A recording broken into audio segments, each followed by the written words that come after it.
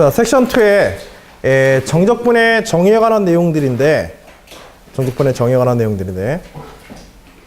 뭐 사실 여기서 정적분의 정의라고 하는 것은 이제 구분구적법의 정의를 얘기하는 거야. 그리고 이후에 나오는 문제들, 섹션 2, 섹션 3, 섹션 4, 섹션 5까지 해서 나머지 부분들에 있어서 이 정적분의 정의를 활용해서 리미트 시그마의 꼴들을 정적분으로 전환하여서 우리가 계산하거나 혹은 정적분의 식으로 표현해서 답안을 제출하는 형식의 문제들이 굉장히 자주 등장하게 될 거야. 알겠지? 특히 함수의 면적이나 부피, 표면적 이런 것들을 계산할 때 회전체든 회전체가 아니든 어떤 이제 수학적 규칙이 주어져 있는 어떤 도형들에 대해서 단순한 수리적 규칙이 주어져 있는 어떤 도형들의 성질을 분석하는 데 있어서 이러한 이제 구분구적법적인 접근법을 통하여서 작은 조각이야. 전체에 대해서 작은 조각에 대한 면적이나 길이, 부피 등을 다루어서 그것을 전체에 적용해서 우리가 정적분의 계산식으로 풀어내는 이런 방법적 모든 것을 다 우리 정적분이라고 생각하면 돼. 구분구적법을 이용한 정적분의 정의를 활용한 문제이다. 이렇게 통틀어서 보고서 있는 거야. 알겠지? 그래서 가장 기본적으로 보는 것들이 인테그럴 a에서 b까지 해서 함수 fx, dx라고 하는 것은 이것을 기하학적인 의미에서 구분구적법을 사용하여 정의를 해보게 되면 리미트 n이 무한으로 갈 때 시그마 n k 이퀄 1부터 fxk의 델타 x와 같은 형식을 인테그럴로 정의하여 쓴다. 그리고 실제 계산에서는 이거는 조각에 대한 계산이야. 알겠지? 델타 x로 잘게 자른 무수히 많은 조각들에 대해서 그 중에 한 조각의 대표적인 형식을 xk에 따른 x의 값에 따른 형식을 여기에다가 정리해 쓰고 그 형식의 내용이 인테그럴 안으로 들어가서 우린 정적분의 계산으로 이것들에 대한 이 조각들의 모임의 도형의 어떤 성질을 얻어내는 게 정적분이다. 구분구적법이다. 자, 이 안에 들어있는 걸 뭐에 관한 성질을 의미한다? 작은 하나의 조각, 델타 x 사이에 놓여있는 작은 하나의 조각에 관한 성질을 이 내부의 식으로 표현하는 거다. 그리고 그 조각들을 더하고 그 조각의 크기를 무한히 작게 만들어주면, 조각의 크기를 무한히 작게 만든다는 얘기는 무수히 많은 조각들이 모여서 전체를 이룬다는 뜻이 되는 거지, 거꾸로 얘기하면. 그리고 그것들의 전체에 대한 합으로서 다뤄서 정적분에 관한 식으로 바꿔서 우리가 계산하려고 하는 게 목적이다. 때로는 이렇게 정적분의 형태로 바꿔서 정적분을 계산해서 끝내는 게 아니라 이 상태에서 보게 되면 이것 자체가 하나의 수열의 합이지, 기본적으로. 근본적으로 수열의 합에 관한 부분이기 때문에 이 두 개의 부분만 놓고 보면 결국은 수열의 합의 극한, 무한급수이기 때문에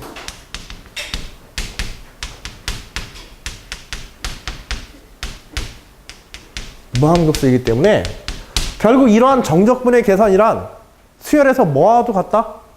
무한급수의 연산에 관한 부분적인 요소이기도 하다. 즉 정적분으로 풀 수 있는 거의 모든 요소들은 우리가 수열의 합을 계산만 할 수 있다면 무한급수에 대한 연산으로도 정적분을 쓰지 않고 무한급수에 대한 연산만으로도 실제 면적이라는 이런 것들을 계산하는 것들이 가능하단 말이야.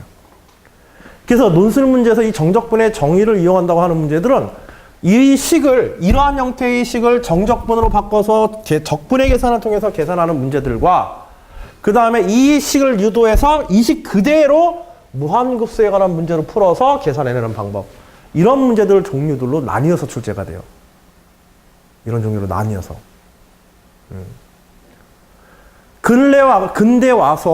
근대 수학에 와가지고 정적분이 개발이 되면서 적분에 대한 연산이 개발되면서 현재와 같은 여러분들이 적분 연산을 하고 있는 거지, 이전까지는 그것과 똑같은 작업들을 어디에서 했다? 이러한 형태에서 바로 했던 것들이야. 무한급수 형태대로. 알겠지?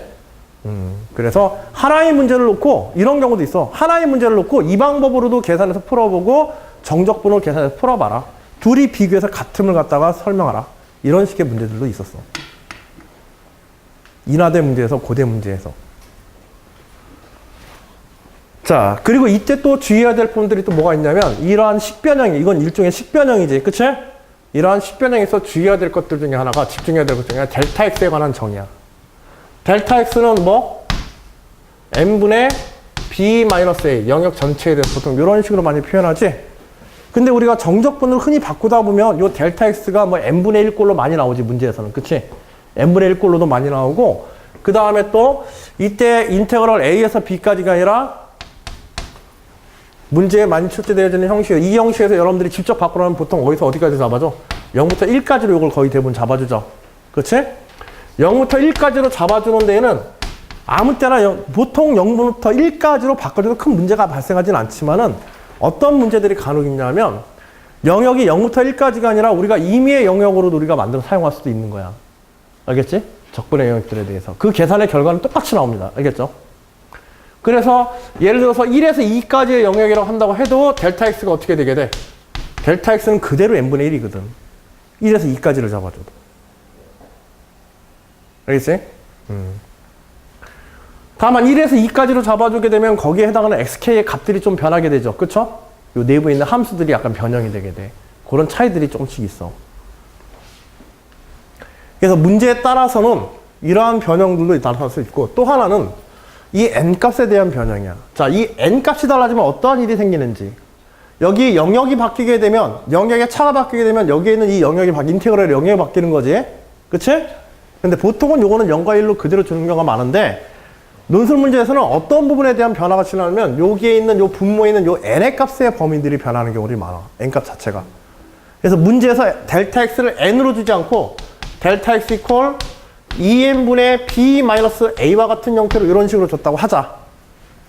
이렇게 묶어서 쓰는 경우도 있단 말이야, 델타 x를. 필요에 따라서는. 이런 형식으로 변화하게 되면 이 식 자체에서 변화돼야 되는 요소들이 어떤 부분이 있어? 전체를 다 계산하기 위해서는. 그치. 요 부분의 것이 이런 경우에 대해서는 리미트 n이 무한으로 갈 때 시그마 k 이퀄 1부터 2n까지로 변화가 되거나 이렇게 해야겠지? 그치? 그렇게 해서 저렇게 정적분으로 변화하거나 혹은 여기에 있는 첨자들의 변화를 줄 수가 있어요.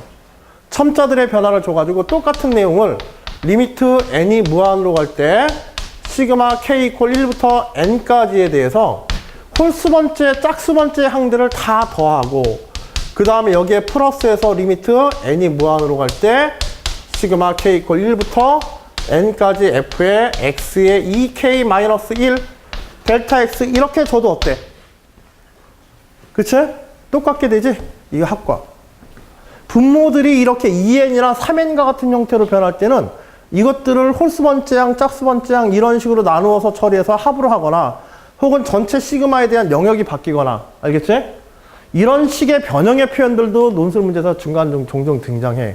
수능 문제에서도 간혹 이런 경우들이 나오는 경우들이 있는데 보기 선택에서 다음 적분에 대한 정적분에 대한 정의와 정적분에 대한 식 자체가 제대로 맞는 것은 하고서 골라내는 문제 이런 데서는 출제가 되기도 하고요. 알겠지? 이런 변형이나 변화들에 대해서도 문제에서 이런 변형이나 변화들이 혹시 식 속에서 나타나지 않는지 풀다가 문제 조건에 식 속에서 나타나지 않는지 이런 것도 한번 유심히 여러분들 살펴보면서 문제를 갖다 풀려고 시도를 해야 돼. 출제자 의도를 파악해야지. 그치? 자, 이 외에도 이러한 그 리미트 시그마의 형태에서 인테그럴로 바꾸려고 한다면 반드시 확인해야 되는 게 뭐야? 여기에 주어져 있는 식에서 x로 잡아야 될 것과 델타 x로 잡아야 될 것이 무엇인지, xk로 잡아야 될 것과 델타 x로 잡아야 될 것이 무엇인지 이걸 반드시 확인해야 돼. 알겠지? 그리고 어떤 x를 갖다가 우리가 어떤 함수 형태를 이렇게 봤다고 한다면 델타 x를 잡기 위해서는 이것에 대해서 n개로 쪼개서, 그치? 미분을 통해 가지고 n개로 쪼개가지고 그 형식이 어떤지 살피셔야 되고. 알겠죠? 자, 일단 이러한 주의사항만 거기 앞에 이론으로 나와 있는 거에 가장 중요한 거는 테마 1에 있는 정적분의 정의에 관한 거야. 그리고 나머지 것들은 테마 4나 테마 5에 관한 것들은 나중에 뒤에서 문제에서 풀면서 이것들은 증명하도록 돼 있으니까 문제를 풀어가는 과정들에서 여러분들 한번 점검해 보도록 하세요. 아시겠죠? 자, 거기에 기본 예제 1번, 2번, 3번, 4번은 3번까지의 것들은 이러한 이제 구분구적법, 여러분들 교과상에서도 많이 연습하긴 하면 이런 구분구적법의 정의를 사용해서 정적분의 식으로 바꾸고 계산하는 그런 문제들을 갖다가 연습 문제로 지금 준 거야. 알겠지? 이건 교과형 단순 연습 문제야.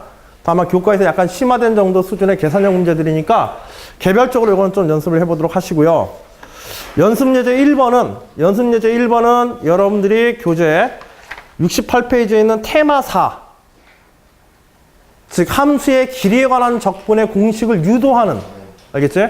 그런 적분 연습 문제야. 식변형에 대한 문제들이고, 그리고 이러한 함수의 길이를 구하는 적분이라는 것들도 굉장히 다양할 수가 있다. 적분 영역을 어떻게 잡는지에 따라서, 적분의 구간들을 어떤 식으로 나누냐에 따라 가지고, 조각들을 어떤 식으로 나누냐에 따라서 다양한 식의 형태로 변형되어 나타날 수 있다는 것을. 그러나 결과는 똑같다. 중간에 단계들은 여러 가지로 나오더라도 그걸 이제 보여주고 있는 거야. 그리고 여기서 볼 거는 지금 72페이지의 연습 예제 2번에서 특히 이제 문항 4번에 관한 내용들 한번 점검할 건데, 이거 역시도 사실 뭐 72페이지의 연습 예제 2번은 문항 자체 난이도는 꽤, 우리가 아마 수업하면서 가장 지겹고 힘들었던 부분 중에 하나가 수화식에 관련된 부분이었었는데, 그 수화식의 성질에서, 수의 성질에서 우리가 사실은 다뤘던 내용이기 때문에 문제 1번 같은 경우에는. 그리고 그것에 이제 확장된 문제가 문제 2번과 3번이고, 마지막에 문제 4번이 리미트 시그마로 되어 있지. 그치?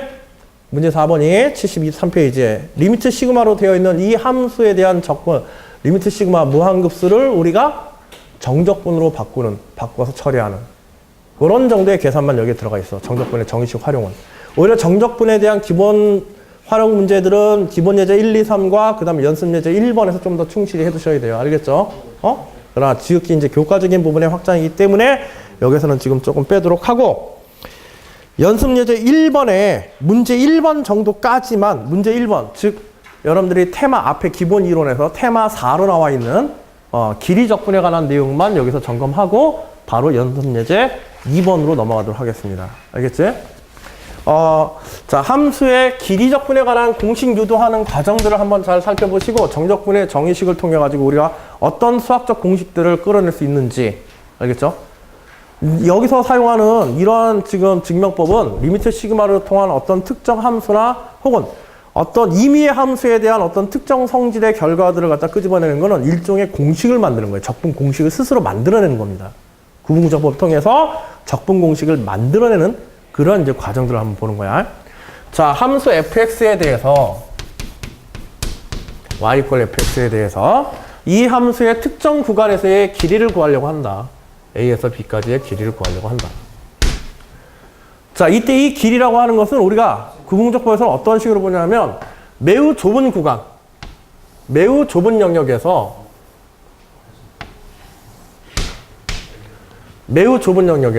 델타 x의 영역에서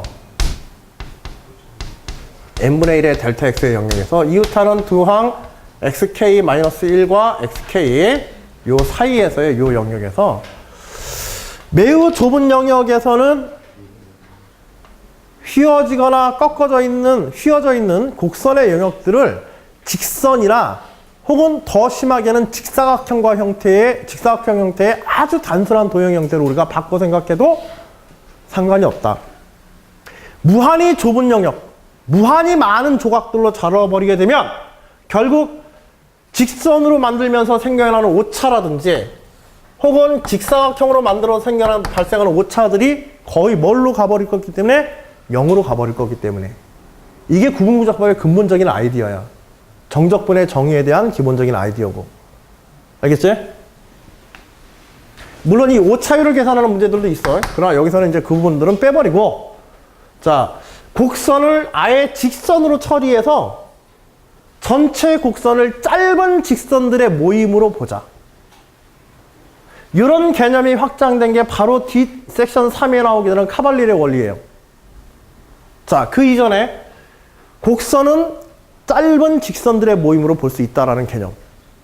어디에서? 리미트 시그마이기 때문에 가능한 거야. 알겠지? 만일 리미트가 빠져버리면은 저러한 계산은 반드시 뭘 수반하게 돼요? 오차를 수반하게 됩니다. 실제 값과. 리미트가 없으면.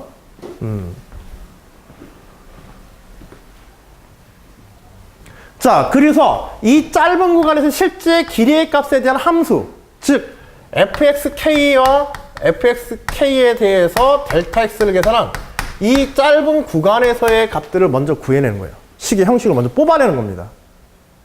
그런데 쉽게 생각하면은 문제에서 이 델타 x라든지 fxk가 문제에서 바로 주어지면 좋은데요. 논술 문제에서 정말 어렵게 나올 때는요, 이렇게 분리를 해서 주질 않아요. 짬뽕된 식을 여러분들한테 주고, 짬뽕된 식을 여러분들이 구하거나 나오도록 문제에서 유도를 하고, 거기서 일부러 뭘 뽑아낸다? 델타 x를 일부러 끄집어내야 돼요. 델타 x를 찾아서. 혹은 스스로 만들어서. 이 작업을 스스로 해내지 못하면 증명 자체가 완성이 안 됩니다. 그래서 이러한 문제들에서 조각을 설정하는 게 첫 번째고, 두 번째는 그 조각의 설정에서 우리가 원하는 길이라고 한다면 길이에 관한 양 중에서 식을 만들고 델타 x를 끄집어내는 게 두 번째 작업이야. 나머지 작업은 오히려 단순한 기계적 작업들인 경우가 많아요. 알겠죠?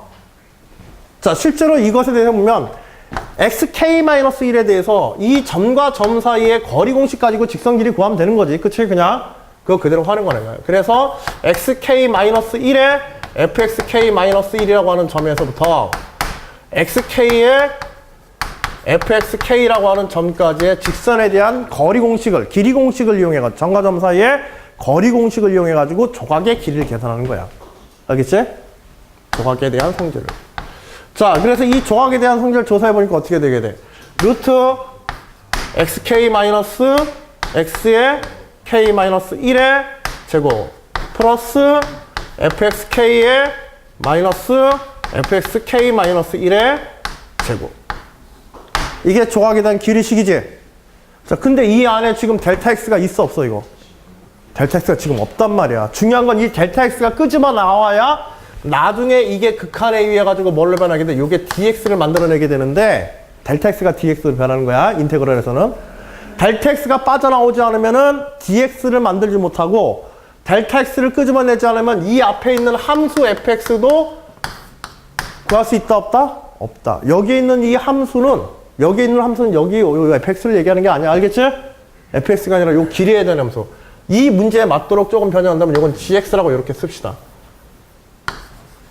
길이에 대한 함수 gx에 대해서 이걸 끄집어낼 수가 없게 돼버려요. 이게 나와야 계산할 거 아니야, 인테그럴을. 그치? 근데 델타 x가 빠져나오지 않으면은 식을 이런 형태로 바꿀 수가 없기 때문에, 분리시킬 수가 없기 때문에, 즉 gxk를 계산할 수 없기 때문에, 뽑아낼 수 없기 때문에 gx를 뽑아낼 수 없게 돼버리는 거야.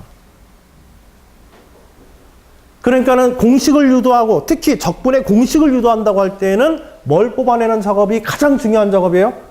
델타 x를 끄집어내는 작업이 가장 중요한 작업이야. 델타 x를 끄집어내야 저기에 가운데 실제 적분하는 함수 gx가 튀어나오게 되는 거야. 자연스럽게. 나머지 것들이 gx를 만드는 거야. 알겠지? 자, 그러한 원리를 이해하시고. 그래서 여기서 일부러 델타 x를 끄집어내는 거예요. 그래서 델타 x를 끄집어내면 xk-1이 뭐야? 이게 델타 x지. 그치? 자, 그래서 델타 x 하나를 바깥으로, 루트 바깥으로 끄집어내자. 즉, 델타 x의 제곱을 끄집어내자는 거지, 바깥으로. 그치? 그럼 여기는 1이 되어지고, 플러스 xk-1, fxk fxk-1 의 거듭제곱에 델타 x 바깥으로 이제 이렇게 빠져나와요. 알겠죠? 델타 x가 뭐라는 것을 이용해서 xk-1이라는 것을 이용해서. 자, 이제 뭘 만들 수 있는 준비가 된 거야? 이제 gsk를 만들 수 있는 준비가 된 거예요. 알겠죠? 자, 그래서 이제 요 부분을 정리하는데, 여기에 이제 뭐가 붙을 거냐면, 여기에 리미트 시그마가 들어갈 거예요. 리미트 시그마. 알겠지? 자, 이제 리미트 시그마가 들어가서 인테그럴로 변화시키려는데, 지금 요 부분에 대해서 리미트 시그마의 지금 요 부분의 식의 형식을 한번 잘 봐봐. 이 관계식들을, 리미트 시그마 관계식을 우리가 다 구분구적법 다루다 보면은요, 요 형태가 종종 나오는데, 이 형태의 것은 우리가 뭘 적용할 준비가 되어 있는 거야, 이건? 이 함수가 미분 가능하다면, 주어진 함수가 미분 가능한 상태의 함수라고 한다면, 연속이고 미분 가능한 상태의 함수라면, 이거는 뭘 나타내요, 이거? 이거 어디에서 다뤄지는 식의 형식이야? x2-x1분의 fx2-fx1의 꼴이란 말이야. 그치? 그치. 평값 정리의 꼴이야. 알겠지? 그래서 미분 가능하다면 항상 이것에 대응되는 뭐가 존재해? f' ck가 존재하는 거예요. 알겠지? 어떤 의미의 구간을 잡더라도 전체 구간 내 어떤 구간을 잡아도 이것들이 다 존재하죠. 이것 대응되어지는. 즉 거꾸로 얘기하면 어떤 의미의 시수를 잡아서 그것의 미분계수를 구하더라도 그것에 해당하는 구간들이 반드시 존재한단 말이야. 길이 구간이. 그러면 이걸 굳이 CK라고 쓸 필요 있어 없어 이제? CK로 쓸 필요 없이 모든 X에 대해서 이것들이 다 가능하게 되는 거야. 전체 구간에 리미트 시그마가 붙었기 때문에. 알겠지? 리미트 시그마가 붙어서 무한히 잘게 잡아서 거기 한 구간을 취하고 그것에 똑같은 미분계수를 가지는 어떤 값을 찾아서 그것들을 모은다고 한다면, 모으는 개념으로 생각한다면 이건 어떤 X로 잡아도 상관이 있어 없어? 그치? 어떤 X로 잡아도 상관이 없게 되는 거야. 모든 그 구간 내 시수들에 대해서 다 이것에 대응하는 요게 존재할 테니까. 길이 구간이 존재할 테니까. 거꾸로 생각하면. 이해돼요? 리미트 시그마가 붙어있기 때문에 이걸 이렇게 X로 일반해서 잡을 수 있는 거야. 알겠지? 전체 구간을 빠뜨리지 않고 전체를 다 포함하고 있기 때문에. 자, 그러면 요 내부의 식이 이제 뭘로 변하게 돼? 리미트 시그마의 1 플러스 fx의 fx 프라임의 제곱의 델타 x. 이런 형태가 되는 거야. 이런 식으로. 알겠지? 그리고 결국 이에 의해서 인테그럴 A에서 B까지 델타 X 구간을 어디까지 잡냐에 따라 이건 다 가능한 겁니다. 알겠죠? 여기 이때는 0에서 1까지로 한정 지을 필요 있어 없어? 이건 0에서 1까지 한정 지을 필요 없는 거야. 나중에 우리가 실제로 계산하고 계산의 편리성을 위해서 뭐 구간 정해놓고 거기서 계산할 수 있는, 길이 계산할 수 있을지 몰라도 일반적으로 A에서 B까지 어떤 구간을 잡아도 상관없다. 루트 1 플러스 f 프라임 x의 제곱에 dx 해서 함수의 길이를 구하는 적분 공식이 나오게 되는 겁니다. 알겠지?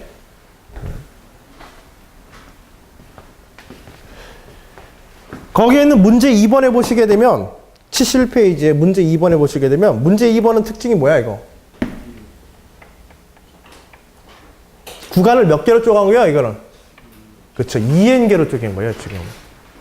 2n개로 쪼개가지고 홀수 2의 x의 2k-1, fx의 2k-1에서 접선의 식을 y 콜 gkx라 하고 접선 위의 점 x의 2k-2, fx 2k-2와 점 x 2k, fx 2k 사이 거리를 lk라고 하자. 무슨 얘기 알겠어? 좀 자세히 읽어보고 하나씩 실제로 이런 식으로 나눠서 해봐야 돼. 그림으로 한번 봐야 돼. 알겠지? 응? 그래서 x의 2k-1, 그 다음에 2k-2, 여기가 뭐 x의 2k-2이고 x의 2k-1이고 x의 2k라고 한다면 이것에 대해서 접선의 식 2k-1에서의 접선의 식을 갖다가 요 접선의 식을 gkx라고 이렇게 보고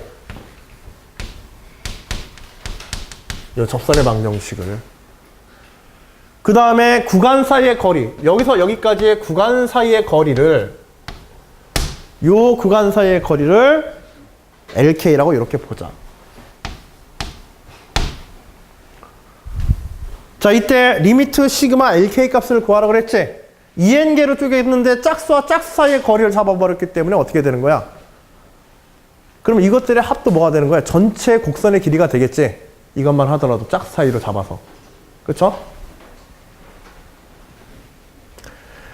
그래서 이것을 이제 비교해서 하는 건데 결국에는 뭐냐 하면 이렇게 해서 이걸 무한히 좁혀가게 되면은요 델타 X를 무한히 적게 잡아주게 되면 결국은 요 GK 있잖아요. GK에서 만들어진 길이를 뭘로 봐도 상관이 없다? LK하고 LK에 대해서 여기의 구간의 동일한 길이로 봐도 상관이 없다는 거예요. 델타 X를 무한히 좁게 가져가면 연소이고 미분 가능한 섬타라고 한다면 두 구간에서의 이 두 점을 연결한 요 길이나 중앙에서 접선을 그려서 그 접선에 의해서 만들어지는 길이로 계산을 해도 상관이 있다 없다? 없다. 알겠지?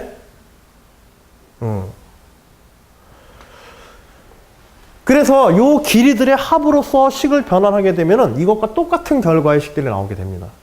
여기서 보여주는 이 식과 똑같은 결과의 식들이. 어쨌든 길이에 대한 식은 함수 fx에 대해서. 알겠죠? 그렇게 해서 이제 다양한 접근의 형태를 연습하도록 하는 의도의 문제이다. 그런 정도만 여러분들이 받으시면 되겠어요. 72, 73페이지에 연습 예제 2번 같은 경우에는 뭐 앞에 것들은 다 빼고요. 마지막에 있는 문제 4번, 문제 3번, 문제 3번과 문제 4번 정도만 좀 살펴보도록 할게요. 문제 1번은 우리가 전에 풀어봤던 문제고요. 그 다음에 문제 2번에서는 요 프린트에 좀 오타가 있어요. R이 양의 유리수이고 72페이지의 문제 2번에 Bn equal D의 2파이R이라고 돼 있지? 2파이R이 아니라 2NR이에요. D의 2NR로 고쳐주세요. 그 파이가 들어가면 파이 잘못 들어갔어요.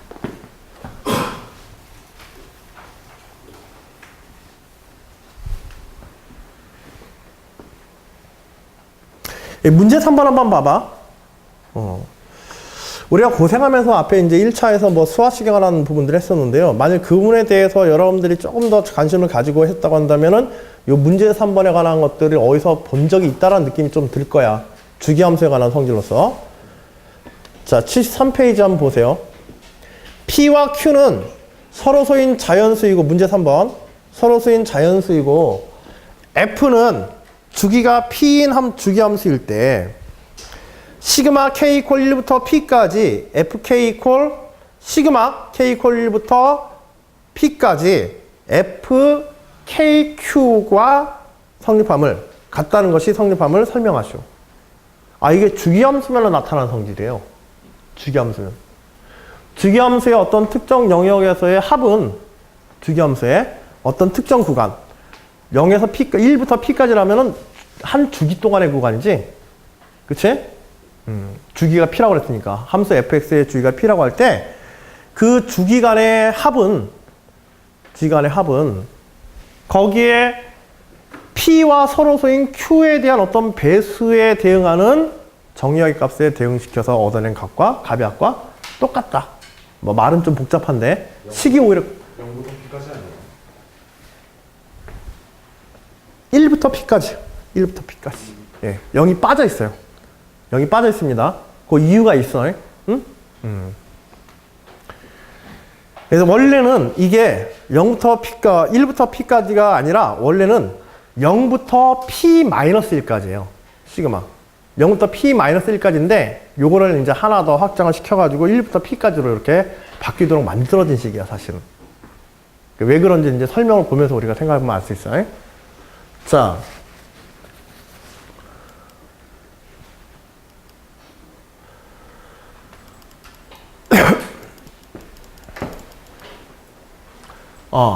그래서 P와 Q가 대신에 조건이 있어. 이때 합에 대한 구간 P와 그 다음에 FKP가 아니라 FKQ예요. 여기 FKQ로 돼 있지, 문제에서는. 그치? FKQ가 성립함을, 그것의 합이 같음을 설명하시오. 자, 한번 잘 생각해보자. 어떤 부분에 대해서, 그래.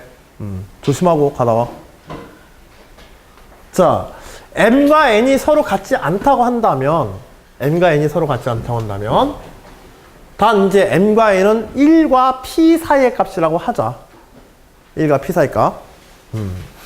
즉, 함수의 주기 내에서 그 주기에 해당하는 값에 1에서 P까지의 영역이라고 할 때, 이때 MP가 아니라 MQ와 MP가 아니라 MQ와 NQ를 P로 나눠보게 되면 M과 N이 같지 않을 때야. 알겠지? 그래서 M과 N이 같지 않을 때 MQ와 NQ를 P로 나눈 나머지에 대해 생각해보자.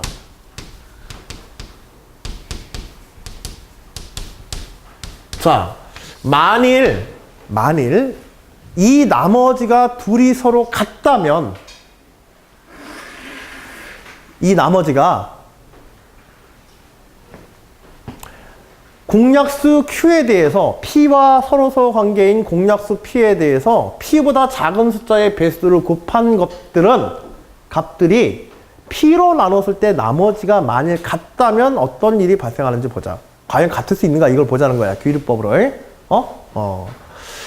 그러면 이때 MQ에 관한 식에서 MQ에 관한 식에서 MQ 그치? MQ equal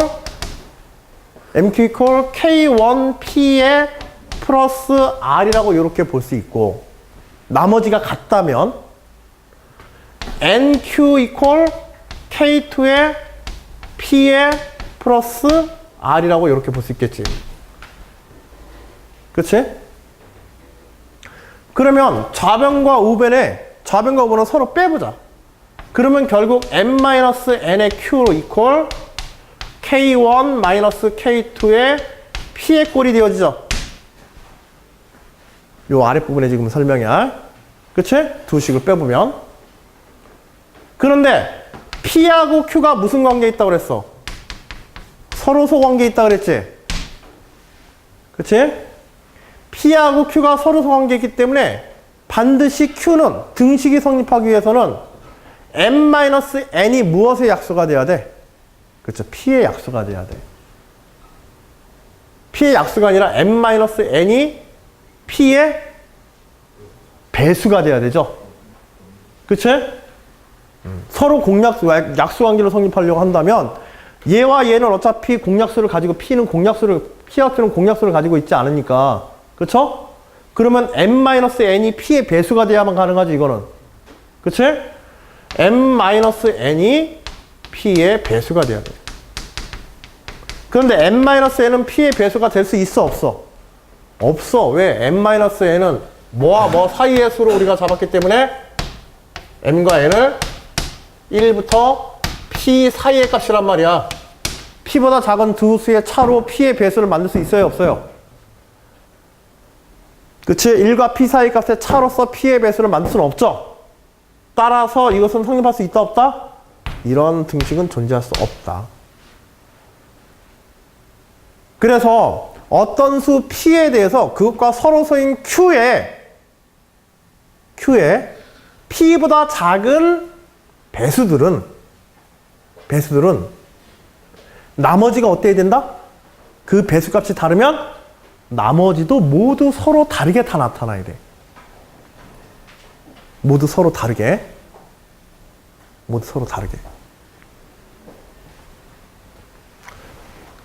그러면 단순히 자연수에 대한 것들만 생각해보자. 이때 서로 다룰 수 있는 이럴 때 서로 다룰 수 있는 이 m의 값, 여기에 있는 요 m의 값으로 볼 수 있는 이것들의 종류는 몇 가지나 있겠어? 자연수 m으로서의 값들은 p개가 존재하겠죠? 그치? 0, 1, 2, 3, 4, 5, 6, 7, 8 해가지고 어디까지? p-1까지. 0에서부터 p-1까지. 물론 이렇게 적게 되면 어디에서 어디까지야? 1에서부터 p까지의 값들. 그 각각의, 즉 q, 2q, 3q, 땡땡땡에서 pq까지의 값들은 그 나머지들이 어떻다? p로 왔을 때 나머지들이 모두 다 다르게 나타나죠. 그치?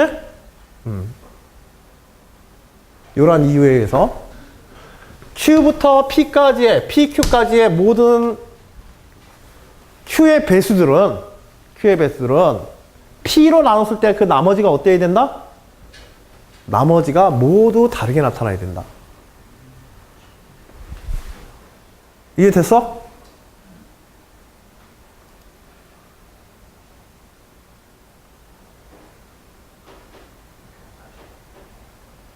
자, 여기서는 이제 이 나머지 값들을 여기서는 뭐 P로 봤지만 사실 나머지가 P로 되는 경우는 있어요, 없어요? 나머지가 P로 되는 경우는 없죠. 어떤 수를 P로 할 때 나머지가 P가 된다는 것은 뭐가 된다는 거야? 0이 된다는 거지. 나머지가 0이 된다는 거지. 실제로 이제 나머지로 따지면은 이것들에 대한 나머지의 값들은 이것들을 P로 나눈 나머지는 어디에서 어디까지의 값을 가지게 돼? 0에서 P-1까지의 값을 가지게 돼. 알겠지? P-1까지의 값을.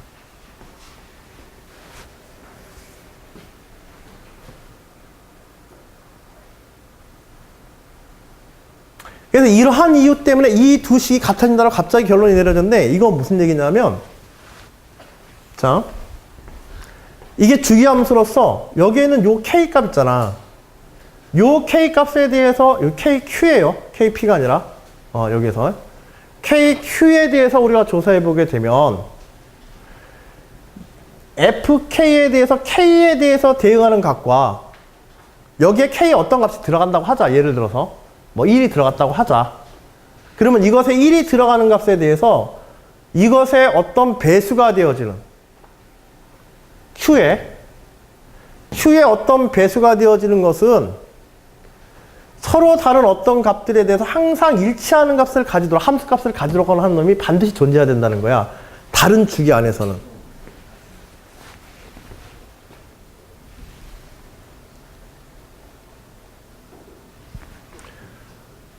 자, 어떤 Q가 예를 들어서 지금 여기서 이렇게 우리가 지금 쓰고서는 있지만 이것들의 나머지에 대한 생각을 하면 이것과 예를 들어서 3Q와 나머지와 같은 1에서 P 사이에 어떤 값이 있다고 하자. 요거는 요 숫자로 쓰고요. 요거는 요 숫자 값으로 그냥 그대로 쓰고 이것들의 나머지 집합을 또 한번 생각해 보자. 이것들의 나머지 집합을. 이 나머지 집합은 1, 0부터 해가지고 0부터 해서 1, 2, 3, 땡땡땡땡 해가지고 P-1 이렇게 1까지 갈 텐데 여기에 있는 개수들과 그치? 배수들, Q의 배수들의 집합과 나머지들의 집합을 보게 되면 이 나머지들의 집합이 나머지 관계에 의해서 항상 몇 대 몇 대응 관계가 된다는 얘기야. 나머지가 모두 다르다는 얘기는. 그치? 1대1 대응이 된다는 얘기야. 1대1 대응이. 1대1 대응이. 그리고 이렇게 1대1 대응이 되는 요 함수 값들끼리는, 이 값들끼리는 한 주기 안에서, 알겠지? 이 앞에 배수들의 주기 안에서, 여기가 F가 1일 때, FK 1일 때 여기가 FQ가 되는 이게 같은 게 아니야. 알겠지? F1이 FKQ에서 K 대신에 1을 넣어가지고 이렇게 되어지지는 않지만 이것과 다른 무엇인가의 알파 Q에 해당하는 같은 값을 가지는 무엇인가가 반드시 있다는 얘기야. 다른 주기 내에서.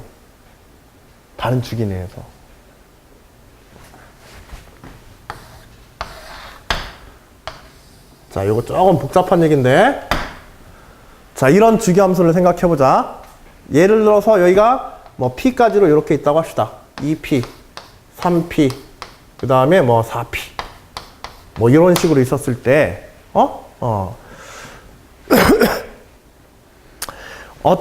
예를 들어서 여기에 어떤 X0에 대해서 이거에 대응하는 함수 F0가 있다고 합시다. Fx0가 있다고 합시다. 그러면 fx0의 같은 값을 만들어주는 또 다른 주기에서의 함수값들은 또 다른 주기에 해당하는 대응하는 요 값들 있잖아요. 대응하는 요 함수의 값들. 다른 주기에 나타나는 요 함수의 값들. 요 함수의 값을 살펴보게 되면은 최초의 요 값들이 변하면 여기에 대응하는, 즉 첫 번째 주기에서 나타나는 요 값에 대응하는 게 하나가 있다고 한다면 다른 주기에서 대응하는 값은 또 다른, 예를 들어서 여기에 뭐 x1이 있다고 한다면 x1에 대응되어지는 요 값에 대해서 또 다른 주기에서, 예를 들어서 여기서 어딘가에서, 여기 어딘가에서 요게 f 뭐 k, q로 요렇게 p하고 서로 서인 어떤 q 값에서 요 함수 값이 나타났다면, 알겠지? 함수 값이 나타났다고 한다면 다른 어떠한 fk'q에서도 이것과 동일한 함수 값을 가지는 놈은 존재한다 안 한다? 존재하지 않는다.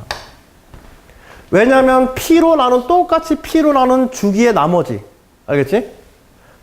똑같이 p로 떨어진 어떤 값과, 기준점으로부터 하자. 기준점으로부터 똑같이 얼마만큼, 같은 나머지 구간만큼 떨어져 있는 함수의 값은 서로 존재한다 안 한다? 서로 다른 개수들 pq에 대해서, q의 배수들에 대해서는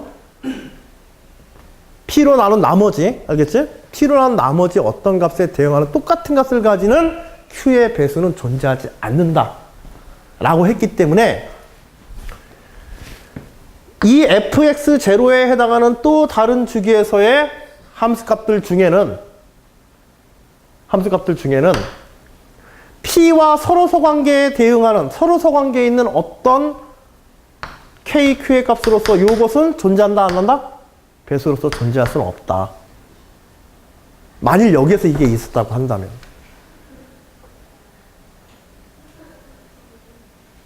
여기서가 아니라 여기에서 k, q에서 여기서 뭔가가 이렇게 존재했다고 한다면 이것의 또 다른 영역에서 k의 q의 또 다른 배수로서 같은 값을 가지는 놈은 존재한다 안 한다?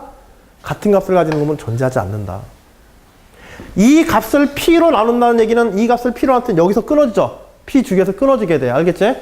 p 주기에서 끊어지고 요게 p로 나눈 나머지가 되는 거야.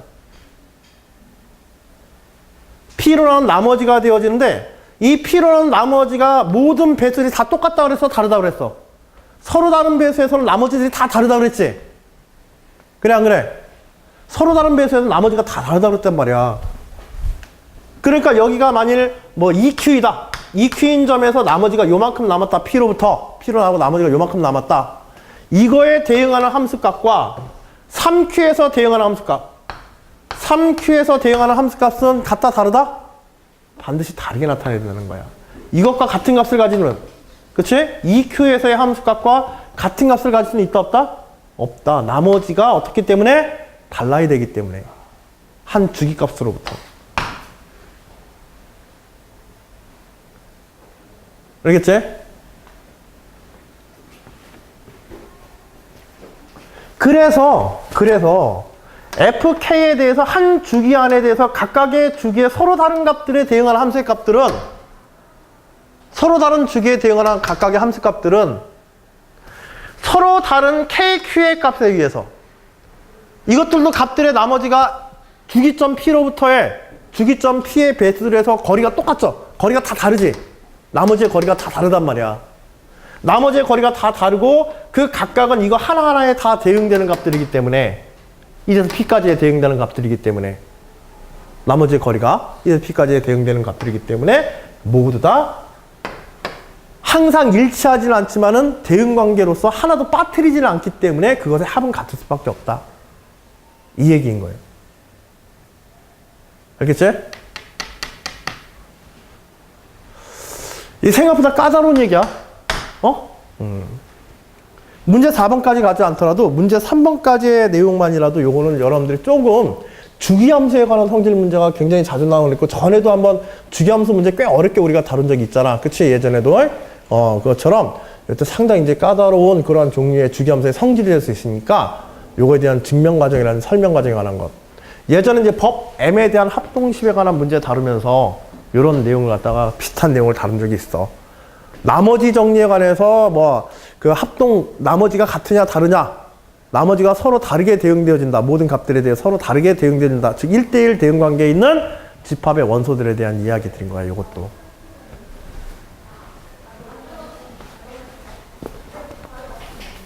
봐봐. 여기 하나만 추가해서 좀 얘기를 해줄게. 어떤 얘기냐면 함수에 대해서 지금 이거 정의역이지? K하고 FP는 FQ, KQ 요거는 정의역의 값들이잖아. 그치? 그리고 지금 시그마를 어디에서 어디까지 취했어? 한 주기 안에서의 어떤 서로 다른 값들을 취했지? 한 주기 안에서의 서로 다른 정의역의 값들을 대응하는 함수 값들이야. 요 뜻이야. 알겠지? 그러면 이 값들을 대입한다는 것은 결국 뭐냐면 주기 함수에서 예를 들어서 사인 함수 같은 한 주기 함수 내에서 1이라고 하는 것은 1, 2, 3, 4, 5, 6 뭐 이렇게 주기를 가졌다고 하자. 그러면 요 K를 6까지라고 하는 요 값의 K를 P로 나눈 나머지란 주기값 P로 나눈 이 예를 들어 이 함수 경우로 단편적으로 생각하면요. 이해를 돕기 위해서 이거를 P로 나눈 나머지라는 것은 결국 뭐 얘기하는 거야? P로 나눈 나머지라는 것은 결국 여기 주기의 원점이지. 주기의 원점이라고 합시다. 그냥 이걸 X축상의 교점을 주기의 원점이라고 한다면 여기서 1을 갖다가 6으로 나눈 나머지라고 하는 것은 1부터 0에서부터 주기의 원점부터 이것의 거리에 해당하는 값이 1이라는 뜻이야. 나머지라는 건. 나머지라고 하는 건. 여기서 여기까지에 대해서 주기의 원점으로부터 2를 6으로 나눈 나머지라고 하는 거는 주기의 원점으로부터 얼마? 2로 나눈 2까지의 거리에 해당하는 거야. 3까지의 거리에 해당하는 거고. 자, 요 주기함수를 이제 이렇게 해서 또 한 주기가 이렇게 가고 있다고 하자. 다음 주기에서 보자. 다음 주기에서. 여기에 7이라고 하는 값은 7을 6으로 나누면 나머지가 얼마예요? 7을 6으로 나누면 나머지가 1이지? 그치? 여기서 주기 원점은 나머지가 1이야. 나머지가 같은 놈들. 1, 7. 다음에 나머지가 같은 놈 뭐가 있어? 나머지가 1이 되는 놈은. 6이 12 다음에 13이 있죠? 그치? 13 역시도 어때? 주기 P로 나눈 나머지가 어때요? 주기 6으로 나눈 나머지가 다 똑같죠? 이 세 개는. 함수값들 어때? 얘네들은 함수값이 다 같은 거야. 주기함수 성격 때문에. 알겠지? 같은 어떤 주기 안에서 그 주기의 영역을 주기에 해당하는 영역으로 정역을 나눴을 때 정역을 그 주기로 나눴을 때 그 나머지가 같은 놈들은 주기로 갔던 주기값으로 정역을 나눴을 때 나머지가 같은 놈들은 정역에서 나머지가 같은 놈들은 함수의 값이 어떻다? 모두 동일하다. 이해됐어? 거꾸로 얘기하면 원칙적으로 같은 주기 어떤 서로 다른 주기에서 P로 나눈 주기의 값으로 나눈 나머지가 같지 않다면 그 함수의 값은 꼭 같을 필요는 있다 없다? 꼭 같을 필요는 없는 거야. 기본적으로는 달라야 되고 같을 수도 있지만 그건 우연히 함수의 형태라서 우연히 같은 거지. 그치? 함수의 형태에 따라서 우연히 같은 거지. 대칭성이라는 이런 것 때문에 우연히 같은 거지. 항상 같아야 될 필요는 없는 거야. 뭐가 다르면 정의의 값을 주기로 나눴을 때 그 나머지가 서로 다른 놈들은 예를 들어서 1과 8이라고 하는 놈은 1과 8이라고 하는 놈은 주기 6으로 나누면 나머지가 같아 달라. 즉 주기 원점으로부터의 거리가 서로 다른 놈들 나머지가 다른 놈들은 함수의 값이 서로 다르게 대응된다는 거야. 기본적으로 대응하는 값이. 알겠지? 그래서 Q부터 PQ까지에 대해서 P와 Q가 서로 소일 때 이것들의 나머지가 다 P로 나올 때 나머지가 다 다르다 그랬지? 그래 안 그래? 그러면 이것들에 대응되어지는 함수의 값들은 1부터 p까지를 대응시키는 함수의 값들과 1대1로 다 대응이 되어진다는 얘기야. 거리 때문에. 주기 원점부터의 거리 관계 때문에. 이해됐어요? 달랑말랑 할 거야. 한번 잘 생각해봐. 주기함수 성질에서 굉장히 중요한 거야. 나머지 주기함수의 주기적 성질을 단순히 어떤 주기 값으로만 생각하는 경향이 있는데, 단순한 주기의 값들로 뿐만 아니라 그걸 나머지 정리를 활용해서도 주기함수의 성질을 우리가 다룰 수가 있다는 얘기야. 알겠지? 이건 적분보다도, 이 문제는 적분보다도 지금 73페이지인데 문제 3번의 일반적인 시그마에 관한 내용, 서로서인 두 수에 대해서, BQ에 대해서 이와 같은 성질의 대응관계가 성립한다. 합보다 더 중요한 거 대응관계가 성립한다. 1대1 대응관계가 나머지 관계에 의해서. 그리고 이것이 주기함수의 성질이다. 주기함수 문제에서 최근에 상당히 잘 나오는 내용이기도 하고 이 학교뿐만 아니라 그래서 여러분들 꼭 한번 보라는 얘기입니다. 알겠죠? 자, 그 다음에 73페이지의 문제 4번. 사실 문제 4번은 이건 식변형이 너무 심해서 여러분들이 뭐 적당한 문제라고 좀 하긴 그런데, 여하튼 여기 dn이라고 하는 제심은 가에 나오고 있는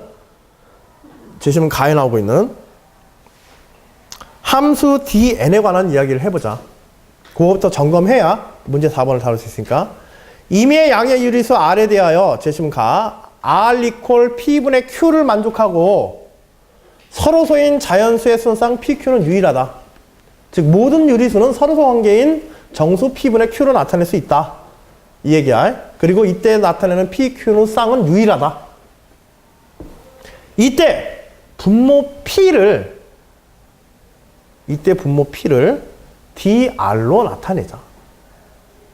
어떤 유리수 R에 대한 D 함수를 어떤 유리수를 P분의 Q, 서로소인 P분의 Q꼴로 나타냈을 때 분모 P 값을 우리 DR이라고 하자. 유리수 R에 대해서. 그러면 어떤 수열, 문제 4번으로 바로 가세요. 예를 들어서 D의 3분의 2는 얼마다? 그것의 분모값인, 어차피 3과 2가 유리수 서로 성관계 있으니까 그것의 분모값인 3이 D 3분의 2다. 만일 D 0.8이라고 한다면 D 0.8은 분수꼴로 고치면은 D의 10분의 8. 근데 10분의 8은 이건 서로성 아니지? 그래서 이걸 뭘로 고쳐줘? 공약수를 다 제거시키고 5분의 4로 고쳐서 이걸 우리가 분모에 해당하는, 이때 분모에 해당하는 5의 값을 D 0.8이라고 한다. 이 뜻이야. 알겠지? 자, 유리수를 서로소인 분수꼴로 나타냈었을 때 그것의 분모값을 취하는 것을 DR 함수라 하자. 자, 문제 4번 바로 가세요. 어떤 수열 AN이 3n 플러스 10분의 n이고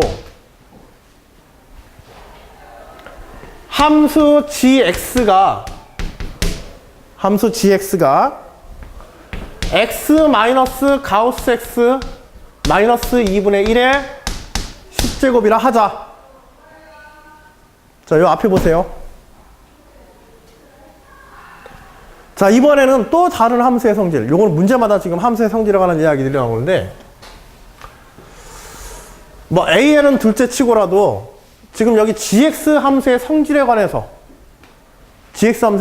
특히 x 마이너스 가우스 x 함수를, x 마이너스 가우스 x를 포함하고 있는 변수로서 x 마이너스 가우스 x를 포함하고 있는 함수의 성질. 저런 형태의 함수는요, 무조건 주기함수입니다. 저 형태의 함수는 무조건 주기함수야. 아예 함수꼴을 외워도 좋아요. 알겠죠? x 마이너스 가우스 x의 꼴은 뭐다? x 마이너스 가우스 x를 하나의 치환값으로 해가지고 t로 치환한다고 한다면 이때 모든 함수, 이 꼴을 포함한 모든 함수는 다 뭐예요? 주기함수입니다. 주기가 1인. 자, 가우스 x의 정의에 따라서 가우스 x의 뜻이 어떻게 돼요? x보다 크지 않은 최대 정수. 그치? x보다 크지 않은 최대 정수. x까지를 포함해서. 봐봐. 뭘 조사해보면 아냐면 g의 x 플러스 1을 조사해보면 알아요. g의 x 플러스 1을 대입해서 생각해보면 x 플러스 1에 마이너스 가우스 x 플러스 1에 마이너스 2분의 1의 10제곱이지? 그치? 근데 x 플러스 1의 가우스는 뭐하고 똑같아요 이거? 가우스 x의 플러스 1과 똑같지? 그렇잖아. 가우스 x가 플러스 1한 거 똑같거든. 정수 1만 더해졌기 때문에.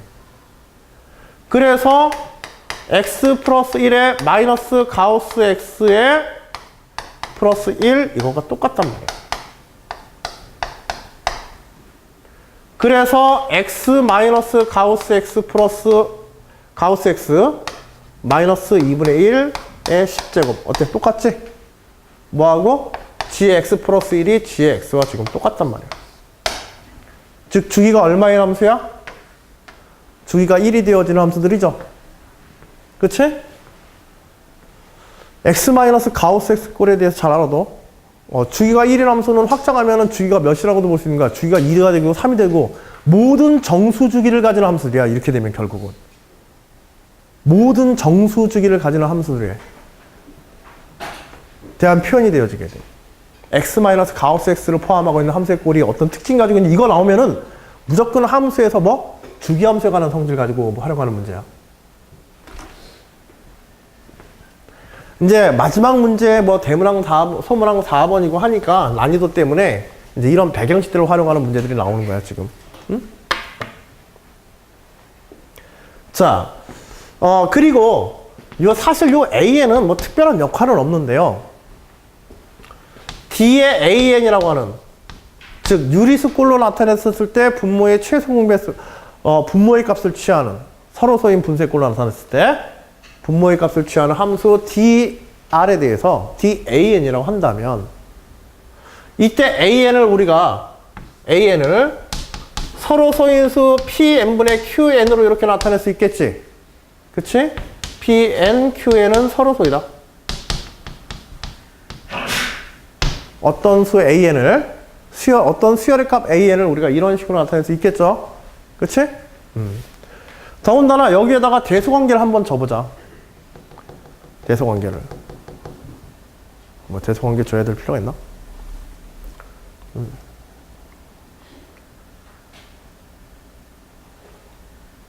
아니다. 대소관계는 나중에 줘도 되겠다. 자, 그래서 이렇게 이제 주어진 후에 그럼 여기다 이거 대입해 보면 되겠지. 그치? D에 PN분의 QN 이렇게 쓸 수 있겠네요. 그쵸?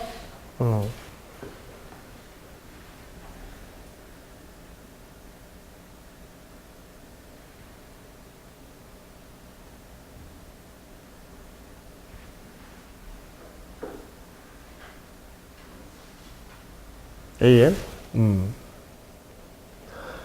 그리고 이때 그 앞에 지금 리미트 n이 무한으로 보내고 있지? 그치?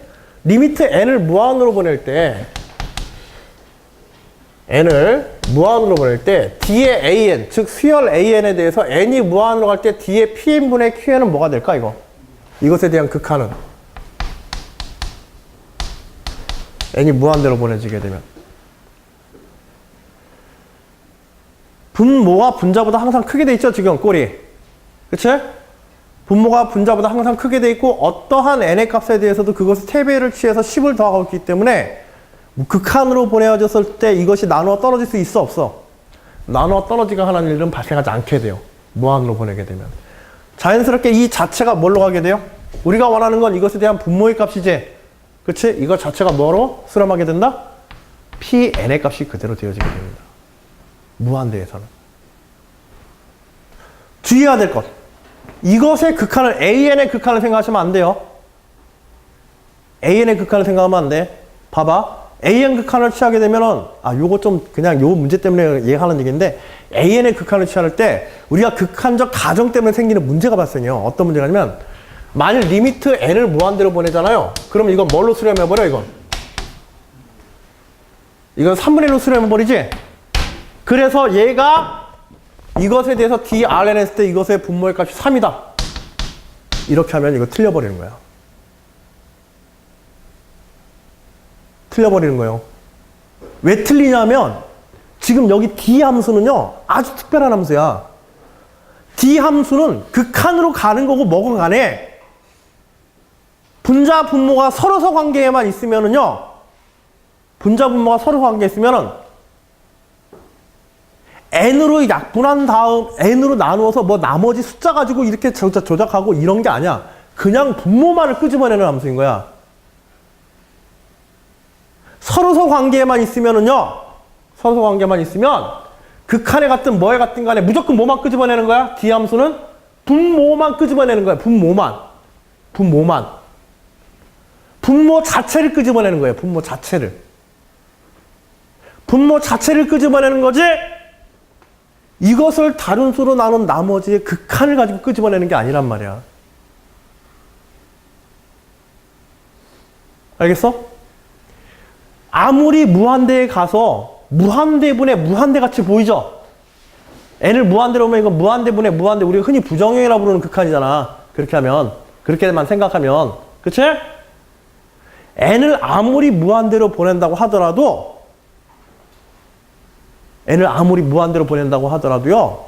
얘가, 분모가 분자하고 공약수만 가지지 않으면, 낙분만 되지 않으면, 전체가 약분이 되어지지 않으면은요, 무조건 뭐만 끄집어낸다? 분모만 끄집어내는 함수다.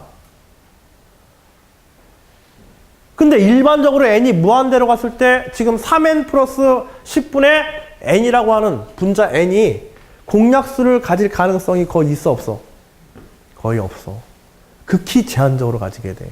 n값이 커지면 커질수록 더하지. 왜냐면 n값이 커지면 커질수록 그것의 배수 간격들이 어떻게 되게 돼? 약배수 간격이 점점 더 넓어지게 된단 말이야. n이 커지면 커질수록. 따라서 일반적으로 이것에 대한 극한은 뭘로 수렴하게 돼요? pn이 그것 자체 pn으로 이렇게 수렴하게 되는 거야. pn을 끄집어내거든. 이 pn 자체가 지금 뭐야? 3n 플러스 10에서 오기 때문에 무한대로 이건 날아가 버리는 거야.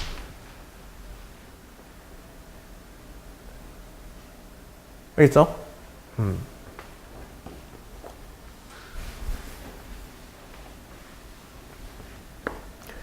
자, 그리고 또 하나, 이번에는 함수 gx에 대해서 gkan에 대해서 한번 생각해보자. 자, gkan에 대해서 생각하면 아까 전에 함수 g는 주기가 1인 함수라는 걸 우리가 밝혔지? 그치? 자, 그러면 얘는 일단은 k의 qn, pn분의 an이 pn분의 qn, 서로소인 pn분의 qn에 대해서, pn, qn에 대해서 이렇게 쓸 수 있다고 했으니까. 이렇게 쓸 수가 있다. 그러면, 자, 요 함수 봐봐. 요거는 결국 뭐냐면, kqn을 pn으로 나눈 뭐야? pn으로 나눈 나머지가 되게 되는 거야.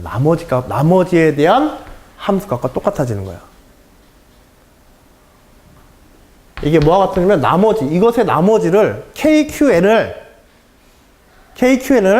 pn으로 나눈 나머지, 그걸 우리 rn이라고 한다면 pn분의 rn과 똑같아지게 돼요.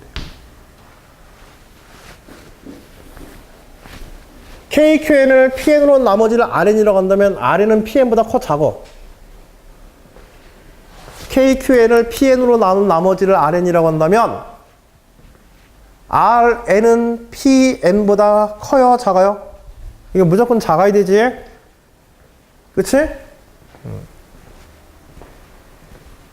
그리고 아까 전에 주기함수의 특징 얘기했잖아. 주기함수의 특징은 kqn은 주기를 지금 pn으로 잡으면 1이라고 잡았으니까, 주기 1로 잡았으니까, 그치? 주기가 1이기 때문에 어떤 나머지 애들에 대해서도 다 어떻게 되어지게 돼? 그치?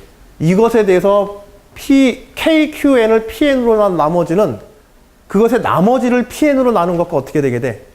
항상 같은 결과의 값을 가지게 되는 거야. 봐봐. 주기점 PN으로부터의 거리가 어때? 똑같기 때문에 그런 거야, 항상. 똑같기 때문에. 주기점 PN이라고 그랬어? 아, 선생님, 주기는 1이었는데 왜 주기점 PN이라고 표현하세요? GX의 주기는 1이었잖아, 아까 전에. 그치? GX의 주기는 1이었는데 왜 주기 원점을 PN이라고 얘기하시죠? 주기가 1이니까. 주기가 1이면 주기가 2인함수 되고 주기가 3인함수 될 수 있는 거지? 그 함수 자체는. 그치? 그러니까 임의의 정수점이 모두 다 뭐가 되는 거야?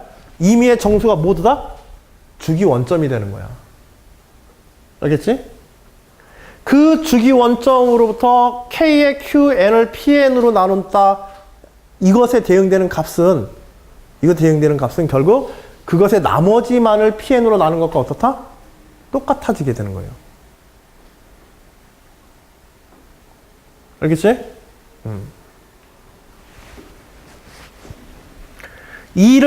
3을 아까 전에 6이 주기일 때 3을 6으로 나눈 것이나 9를 6으로 나눈 것이나 어때? 나머지가 똑같죠 이거? 그치? 그거에 대한 이야기야.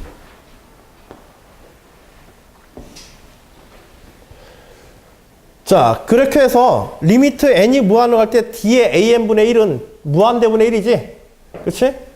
그래서 뭐와 똑같은 역할을 해요, 얘는? n분의 1을 역할을 하게 돼요. 델타 x의 역할을.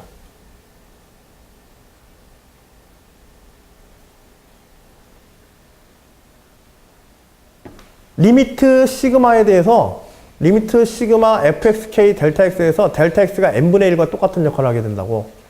델타 x와 같은 역할을. n이 무한으로 갈 때 dan이 뭘로 가니까? dan이 무한으로 날아가 버리기 때문에 pn으로서 무한으로 날아가기 때문에 무한대분의 1로 써. 알겠지? 그 다음에 시그마 k 이퀄 1부터 dan이라고 되어 있는데 이때 dan을 우리가 뭐라고 하죠? pn이라고 보면 되니까. 그치? 극한에서 dan을 pn으로 보면 되니까 리미트 pn이 뭘로 가는 걸로 보자? 리미트 pn이 무한으로 가는 걸로 보자 이거야. 그러면 결국 얘는 뭐가 되는 거야? dan은 극한에서 지금 pn이었지 pn분의 1 이렇게 되는 거야. 시그마 k 이퀄 1이었는데 k 이퀄 1은 뭘로 바뀌어 이거는? 여기서 얘기한 요 r로 바뀌어 버리지 요 rn으로. k 값은. 왜냐면 앞에 요 k가 지금 어디로 포함됐기 때문에 1로 포함돼 버렸으니까. 그치? KQN에 대응되는 게 지금 RN으로 바뀌었기 때문에 K가 1이라는 것을 R 값이, RN 값이 뭘로? RN 이퀄 1에서부터 어디까지? 그치, PN까지로 이렇게 바꿀 수 있다는 거야. 위에 있는 식 봐봐. 문제 3번의 식 보면은 이해될 거야.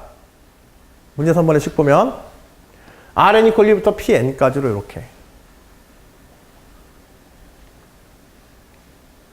K 이퀄 1부터 D의 AN을 N이 무한대로 갈 때 D의 AN이 뭘로 가기 때문에 D의 AN은 어차피 PN이잖아요. 그렇죠? D의 AN을 PN으로 지금 바꿔준 거예요. 알겠죠? 그 다음에 여기에 K가 있었는데요. K는 어차피 뭐에 대응돼서 변화돼? RN의 속에 여기 포함됐지? 주기함수 성질에 의해서 나머지의 값에 속으로 들어가 버렸단 말이야. 알겠지?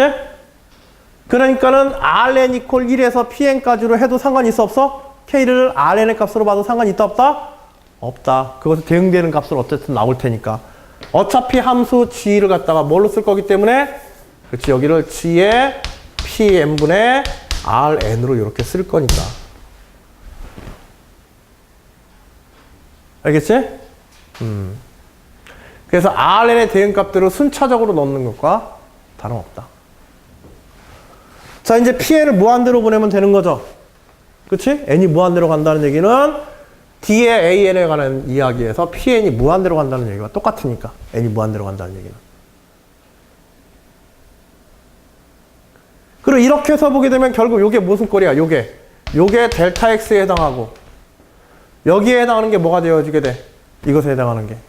이거 R이 변수지 지금. 그치? R이 변수고 그치? 요거는 델타 X에 해당하는 부분이기 때문에 n분의 1에 해당하는 꼴이기 때문에 그쵸? 요게 뭐가 되는 거야? 요게 K가 X가 되는 거야. 요게 X가. 이거 자체가. 알겠지? 그리고 PN이 무한대로 가니까 RN 이퀄 1부터 어디까지 날아가게 돼? 무한대까지. PN에 해당하는 게 뭐라는 얘기야? PN에 해당하는 게 N에 해당한다는 얘기야. 정적분 정의에서. 그러면 결국 뭐야? N분의 1에 N 무한대로 보내는 거랑 똑같지? PN 무한대로 보내는 거랑 N분의 1에서 N 무한대로 보내는 거나 RN 이퀄 1부터 PN까지 해서 PN을 무한대로 보내는 거나 RN 이퀄 1부터 N까지 해서 무한대로 보내는 거나 그치? PN분의 RN에 대한 것들 결국 뭐하고 N분의 X로 N분의 K로 해서 푸는 것과 어때? 똑같지? 정적분의 정의에서 얘는 뭐가 되는 거예요? 0에서부터 1까지 G, X의 dx 이렇게 끝나는 겁니다. 이 적분은.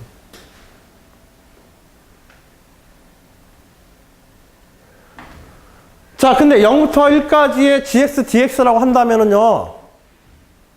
가우스 x, 가우스 gx, g의 x라고 하는 게 아까 전에 x 마이너스 가우스 x의 마이너스 2분의 1의 10제곱 맞아요? 그치? 문제 정의에서. 그러면 x가 0과 1 사이면 이거 어떻게 되어야 돼요? 지금 x가 0과 1 사이에 대해서 말하는 거지? x가 0과 1 사이에서는 x가 0과 1 사이에서는 요 함수 값은 어떻게 되게 돼요? g함수의 값은 가우스 x가 뭐가 되어지게 돼? 그렇지, 0이지. 가우스 x가 0이란 말이야. 그래서 바로 뭐가 되게 돼요? gx는 x-2분의 1의 10제곱. 가우스 x가 0이기 때문에 0과 1 사이에서. 그래서 이것에 대한 적분은 뭐가 되는 거야? 인테그럴 0부터 1까지 x-2분의 1의 10제곱의 dx. 요거 적분하시면 끝나는 거예요. 이 문제는. 마지막에.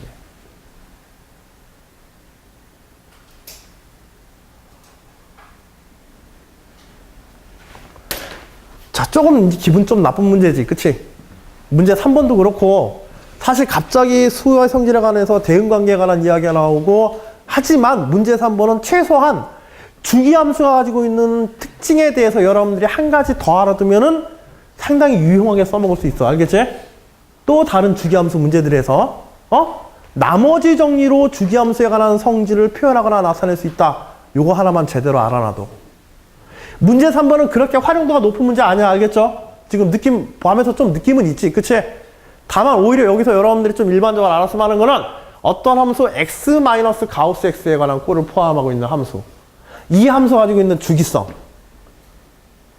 알겠죠? 요분에 대한 거는 일반적으로 여러분들이 좀 아예 외워두실 필요가 있고, 나머지 요소들은, 대략적으로 이런 식으로 정적분의 정의를 이런 식으로까지 활용할 수 있는 문제들이 나오기도 하는구나. 정말로 극상위권 학교에서 점수 가르기 위해서 나온 문제야, 저거는. 점수 가르기 위해서. 알겠지? 합격자들 내에서 순위 가리기 위해서 내는 문제야. 저 정도 문제는. 뒷부분은.